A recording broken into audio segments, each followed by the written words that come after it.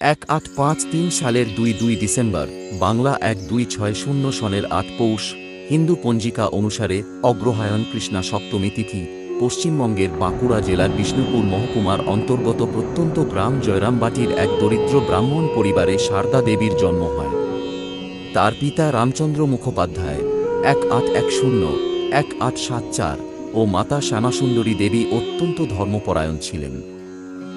সারদা দেবীর পিতৃকুল মুখোপাধ্যায় বংশপুরুষানুক্রমে রামের উপাসক ছিলেন। সারদা দেবী ছিলেন তাদের জ্যেষ্ঠা কন্যা তথা প্রথম সন্তান। জন্মের পর প্রথমে সারদা দেবীর নাম রাখা হয়েছিল ক্ষেমঙ্করী। রাশ্যাশ্রিত নাম রাখা হয়েছিল ঠাকুরমণি।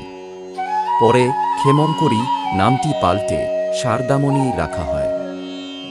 রামচন্দ্র মুখোপাধ্যায় কৃষিকাজ ও পুরোহিতবৃত্তি করে জীবিকা নির্বাহ করতেন এবং 3 ভাইকে প্রতিপালন করতেন। দরিদ্র হলেও রামচন্দ্র ছিলেন পরোপকারী ও দানশীল ব্যক্তি। কথিত আছে, সারদা দেবীর জন্মের আগে রামচন্দ্র ও শ্যামাসুন্দরী উভয়েই দিব্যদর্শনে দেখেছিলেন যে মহাশক্তি তাদের কন্যারূপে জন্ম নিতে চলেছেন। এবং সারদা দেবীর জন্মের পর রামচন্দ্র ও শ্যামাসুন্দরীর কাদম্বিনী নামে এক কন্যা এবং প্রসন্নকুমার, উমেশচন্দ্র, কালীকুমার, বরদাপ্রসাদ ও অভয়চরণ নামে 5 পুত্রের জন্ম হয়। আর এরকম ভক্তিমূলক ভিডিও পাওয়ার জন্য এই চ্যানেলটা সাবস্ক্রাইব করে পাশে থাকা বেল আইকন প্রেস করে দিবেন। ধন্যবাদ।